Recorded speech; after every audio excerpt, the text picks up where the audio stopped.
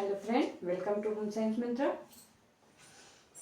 आप सभी का हमारे सेशन में बहुत बहुत स्वागत है। सब लोग जुड़ जाइए और देखिए आज अपना क्लास देखते हैं कि आज हम लोग क्या पढ़ेंगे। आज हम लोग पढ़ेंगे तंत्रिकीय ऊतक के बारे में।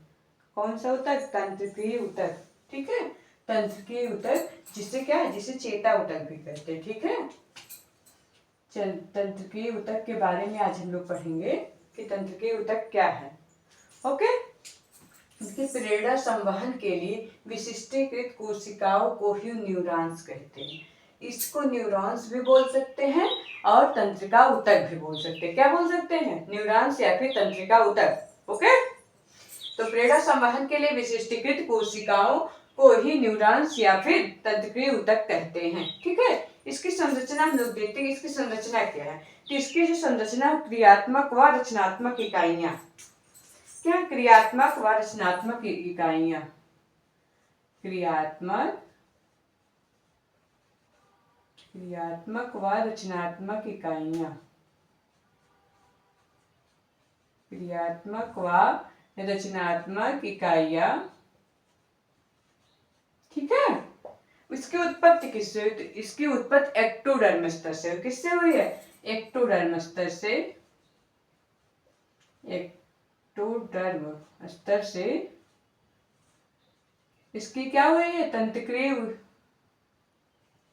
जो तंत्रिकीय ऊतक है हमारा, चेता ऊतक, इसकी उत्पत्ति हमारा एक्टोडर्म स्तर से हुआ है। ओके, तो क्या हुआ? प्रेरणा संवहन के लिए विशिष्टीकृत कोशिकाओं को ही न्यूरॉन्स या फिर तंत्रिकीय ऊतक कहते हैं। इसकी रचना कैसी होती? क्रियात्मक और रचनात्मक इकाइयां इसमें होती। उत्पत्ति एक्टोडर्म स्तर से हुई है। देखिए, कोशिका विभाजन की क्षमता नहीं होती तंत्रिकीय ऊतक में। नोट करके देखिएगा, तंत्रिकीय ऊतक में कोशिका विभाजन की क्षमता नहीं होती है। इसके कार्य क्या होते हैं? चेतना प्रेरणाओं को शरीर के एक भाग से दूसरे भाग तक लाने व ले जाने का कार्य कौन करता है? हमारा तंत्रिकीय ऊतक करता है। ठीक है, तंत्रिका तंत्र हम लोग पढ़ेंगे तो उसमें डीप में सारी की सारी चीजों को पढ़ेंगे। अभी ये ऊतक हम लोग पढ़ेंगे, इसलिए जल्दी से ऊतक कंप्लीट करते, इसमें देख लेते क्या कैसे है बस। ठीक है, फिर इसके निर्माण करने वाली कोशिकाएं क्या? न्यूरोब्लास्ट कोशिकाएं इसका निर्माण करती है। तंत्रिकीय ऊतक का निर्माण न्यूरोब्लास्ट कोशिकाएं करती हैं। एक से अधिक प्रवर्ध होते हैं। इन कोशिकाओं में एक से अधिक प्रवर्ध होते हैं जो कई मीटर तक लंबे होते हैं। ठीक है, जो कई मीटर तक लंबे होते हैं, इसीलिए इन्हें शरीर की सबसे लंबी कोशिकाएं कहते हैं। शरीर की सबसे लंबी कोशिका तंत्रिका कोशिका। ठीक है, तंत्रिकीय ऊतक के भाग क्या? कितने भागों में बांटा गया इसे? तो इसको हम दो भागों में बांटते हैं, कोशिका पिंड या फिर इसे सॉल्टॉन भी कहते हैं। क्या? कोशिका पिंड या फिर सॉल्टॉन। अगला है कोशिका प्रवर्ध, या इसमें दो भाग हैं कोशिका प्रवर्ध में, एक्सान या फिर अक्ष तंतु भी बोलते हैं, डेंड्राइट्स या फिर अविवाही एफरेंट प्रवर्ध भी कहते हैं। तो हम लोग देखते हैं कि कोशिका पिंड या फिर सॉल्टॉन क्या है। हम लोग इसको पढ़ेंगे तंत्रिका ऊतक में डीप से, लेकिन इसको देख लेते हैं, एक सामान्य सी जानकारी इसकी देख लेते हैं। ये जो होते अंडाकार गोलाकार इनकी संरचना होती है। ये जो होते हैं सभी कोशिकांग, इसमें सभी कोशिकांग पाए जाते हैं। साथ ही इसमें छोटे छोटे क्या पाए जाते हैं? छोटे छोटे मिसल के कण भी होते हैं। किसमें? साइटोन में छोटे छोटे मिसल के कण होते हैं। एक कण आरईआर बस के बने होते हैं। आरईआर मतलब रफ एंडोप्लाज्मिक रेटिकुलम के बने होते हैं। ओके, अजीब मिसल के कण होते हैं। इस सक्रिय प्रोटीन संश्लेषण होता है, इनमें सक्रिय प्रोटीन संश्लेषण होता है जो शरीर की वृद्धि के साथ साथ ही क्या बड़े हो जाते हैं। जब शरीर की वृद्धि होती है वैसे वैसे ये भी बड़े हो जाते हैं। जो मिसल के कण होते हैं इसमें सक्रिय प्रोटीन होती है जो क्या वृद्धि के साथ ये भी बड़े हो जाते हैं। ओके, जब शरीर की वृद्धि होगी तो भी इसमें भी वृद्धि होगी। उसके बाद क्या? मस्तिष्क के सेरिबेलम में प्लास्क की आकृति के समान होते हैं। प्लास्क की आकृति के समान के कोशिका पिंड होते हैं जो तंत्रिका कोशिका का मुख्य भाग बनाते हैं। क्या होते हैं? ये तंत्रिका कोशिका का मुख्य भाग बनाते। देखिए, हम बना रहे थे आप लोग का क्या है, हम लोग बनाते तंत्रिकीय ऊतक, एक समझने के लिए बना रहे हैं कि तंत्रिकीय ऊतक की संरचना हम लोग को अगर समझनी हो तो कैसे समझ सकते हैं। देखिए, इसको ऐसे भी समझ सकते हैं। ओके, ठीक है, ये देखिए, ये जो है, ये सारे जो न्यूक्लियस से बने हुए हैं, ये क्या है, ये डेंड्राइट्स हैं। क्या है, डेंड्राइट्स।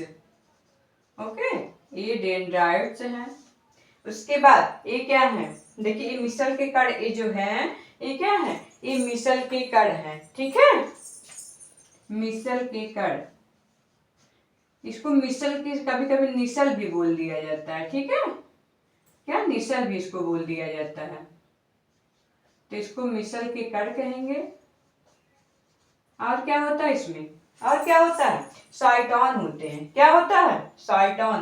तो ये जो है, ये क्या है, ये साइटोन है, साइटोन।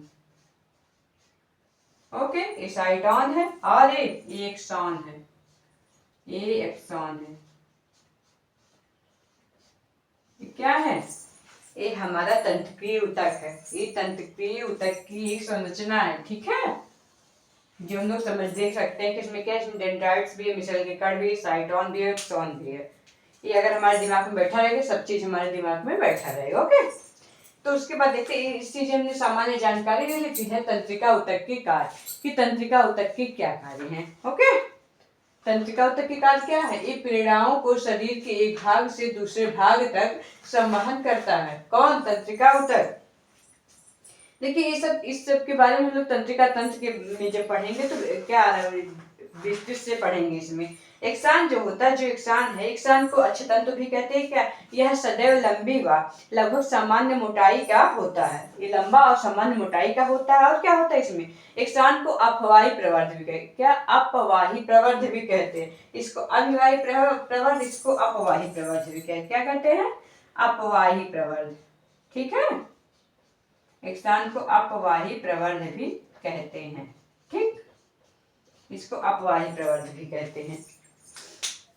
और जो हमारे क्या, अपवाही प्रवर्ध भी कहते हैं, इसे साइटोन और न्यूरॉन्स ले जाते हैं। इसमें क्या, एक्सान प्रेरणाओं को साइटोन से अन्य न्यूरॉन्स को ले जाते हैं। और जो डेंड्राइट्स होते हैं, इसे क्या कहते हैं, इसे अभिवाही या फिर एफरेंट प्रवर्ध भी कहते हैं, जो अनेक कोशिकाओं के निकले प्रवर्ध होते हैं। क्या होते हैं, कोशिकाओं से निकले प्रवर्ध होते हैं। ये अनेक भागों 1, 2, 3, 4 में बटे होते हैं। और क्या होता है इसमें द्वारा तंत्रिका कोशिकाएं अन्य कोशिकाओं से जुड़ी होती हैं। ये सारी चीजें हम लोग लंबे में पढ़ेंगे, अच्छे से पढ़ेंगे, तो उसमें तंत्रिका तंत्र में जहां से यहाँ से क्वेश्चन बने। ठीक है, अभी हम लोग तंत्रिका तंत्र कंप्लीट करते, तंत्रिका ऊतक कंप्लीट करते। तंत्रिका ऊतक के कार्य क्या है, प्रेरणाओं को शरीर के एक भाग से दूसरे भाग तक संवहन करना। दूसरा, त्वचा, कान, आंख, नाक संवेदांगों की कोशिकाएं सभी बाहरी उद्दीपकों को ग्रहण करती हैं, जिससे संबंधित संवेदी प्रेरणाएं उत्पन्न होती हैं, जिन्हें ये तंत्र केंद्रीय तंत्र में पहुंचाते हैं। ये सारी के सारे तंत्रिका ऊतक के कार्य हैं। केंद्रीय तंत्रिका तंत्र से प्रेरणा तंतुओं के चालक प्रेरणाओं को पेशियों एवं ग्रंथियों में ले जाते हैं, जो उद्दीपक के अनुसार कार्य करते हैं। तो क्या है तंत्रिका ऊतक के कार्य। तो आज हम लोगों ने क्या देखा, तंत्रिका ऊतक के बारे में हमने अपना शॉर्ट वीडियो में देख लिया कि तंत्रिका ऊतक क्या है। हम लोग कल अंतःकंकाल की संधियों के बारे में पढ़ेंगे। कल क्या पढ़ेंगे, अंतःकंकाल की संधियां। अगले वीडियो में हम लोग अंतःकंकाल की संधियों के बारे में पढ़ेंगे। अगर आप लोगों को हमारा वीडियो अच्छा लगता हो तो लाइक करिए, शेयर करिए और सब्सक्राइब भी करते रहिए। कमेंट करना बिल्कुल ना भूलिएगा। Thank you so much.